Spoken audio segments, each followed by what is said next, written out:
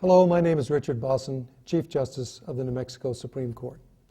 The fact that you are watching or listening to this presentation means that you may have concerns about yourself or a loved one suffering from emotional or mental problems or from the effects of alcohol or substance abuse. The New Mexico Supreme Court recognizes that effective treatment of individuals who may suffer from the effects of alcohol or substance abuse depends on confidentiality. During this presentation, you will learn more about the Lawyers Assistance Program, developed to assist lawyers and judges with alcohol or substance abuse issues. We know that for the Lawyers Assistance Program to be truly effective, individuals affiliated with the program must be able to assure those seeking its services that all communications will be held in the strictest confidence. For that reason, in 2005, we entered an order making communications with any members, staff, or authorized agents of the Lawyers Assistance Program confidential and privileged. That privilege applies to all court, disciplinary board, Board of Bar Examiners, and Judicial Standards Commission proceedings. Please do not hesitate to ask the Lawyers Assistance Committee for a copy of this confidentiality order. This order makes it clear that your conversations with the Lawyers Assistance Program are confidential. And for judges, the order also explains how a judge can adequately make arrangements for the management of their docket during an absence for extended health care treatment. During the rest of this presentation, it is our hope to explain when a person needs help for a variety of issues, including anxiety, depression, alcohol or substance abuse, what resources are available to provide help. Thank you. Who takes care of those who take care? Very early on in human development, societies developed occupations whose task it was to serve the community. Professions devoted to the administration of justice were among the earliest careers developed in all civilizations. As societies developed occupations that addressed the needs of its members, they became aware that those whose responsibility it was to provide community service would also need service. Classical Greek civilization summarized that need in terms of the question, who takes care of those who take care? Those who take care of others, including professionals devoted to the administration of justice, also need resources to respond to their needs. The absence of appropriate avenues for rapid, responsive mental health care is a disservice to the persons who work in the judicial system and to the communities that they serve. Now, who is it that needs care? The question to who needs care can be answered in various ways. Perhaps the most succinct is that persons need care if they have patterns of behavior that interfere with their capacity to work or interfere with their capacity to enjoy gratifying interpersonal relationships. Now, what is it that interferes with this capacity to work and to love? There are a number of behaviors that can interfere with the capacity to work and to love. The most common are compulsive behaviors, including the addictions, alcoholism, depression, and anxiety.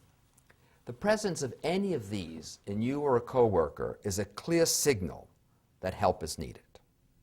Let's talk about each one. You need help if you engage in compulsive behaviors. Now, the most common compulsive behaviors are alcoholism, other drug addictions, gambling, or illegal or dangerous sexual behavior. How do you know it's compulsive?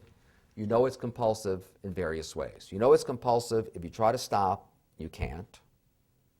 If the behavior interferes with your professional or other obligations, if it endangers you physically or economically or professionally, if it puts you at repeated ethical and legal risk, if it interferes with your leisure and family obligations, and if you continue to do it even when you see that it's harmful. Now, in addition to needing help if you have compulsive behaviors, you need help if you're depressed. Depressed is characterized by excessive sadness or moodiness, especially when that moodiness or sadness is accompanied by problems sleeping, difficulties eating, problems concentrating, fatigue, reduced self-esteem, or a sense of hopelessness. Now, depression is also often accompanied by thoughts of suicide. Now, you also need help if you suffer from bouts of anxiety. Anxiety is characterized by a sense of apprehension or foreboding, often accompanied by irritability, muscle tension, difficulty sleeping, and sometimes by periods of blanking out, where you lose periods of your awareness. Let's talk about each one and what they mean. If you have problems with compulsive behavior, including alcoholism, what it means is you have underlying emotional problems and you've developed behavioral patterns to respond to those underlying problems. However, you've developed behavioral patterns that are doomed to failure and additionally put you at risk in your professional life and your personal life, and may also put your health at risk. Now, what does it mean if you have depression? If you have a depression, it means that you have suffered significant personal losses and have not had a chance to sufficiently recover. What are those losses? The losses that cause us depression usually include any of the following: loss of a loved one, loss of the love of a loved one, loss of what you think makes you lovable, the characteristics that you think make you lovable, and also the loss of your own self-esteem or your self-love. Now, tendencies of depression, like tendencies toward addiction, can be inherited or can have other organic basis. What does it mean if you have excessive anxiety? If you have excessive anxiety, that's a sign that there are internal battles between your various desires, prohibition, inclinations, and tendencies. Anxiety is also known as signal anxiety because it is a signal to you that there is an internal battle. Now, the elements of the battle can be conscious or unconscious. Now, whether you suffer from compulsive behaviors, including alcoholism, drug addiction, or from depression, or from anxiety, or from any behavioral pattern that interferes with your capacity to work and to enjoy life, then you owe it to yourself and you owe it to the people that you love to seek help. Fortunately, there are resources that make it possible for you, members of your family, members of your staff, and colleagues to obtain reasonable, reliable assistance. And we are now going to talk to you about some of those resources.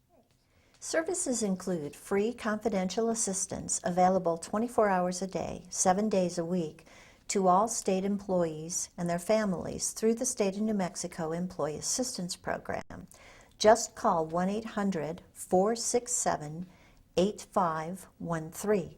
Counselors with the Employee Assistance Program can help with any type of problem, including alcohol and drug abuse, gambling, depression, anxiety, and marital discord. EAP services include up to 4 free face-to-face sessions with a trained clinician, as well as referrals to a community provider affiliated with the individual's insurance plan. The New Mexico Lawyers Assistance Program also offers free confidential assistance to lawyers, judges, their families, and staff. Referrals to treatment professionals and guidance regarding individual situations are available 24 hours a day, 7 days a week by calling 1-800-860-4914. Although alcohol and other drug abuse are the primary focus of the Lawyers Assistance Program, referrals for other mental health issues and concerns are available. The Lawyers Assistance Program also offers a unique service that connects professionals seeking assistance with recovering judges and lawyers who provide support, share experiences, and discuss recovery options on a confidential, peer-to-peer basis. This can also be accessed by calling 800-860-4914.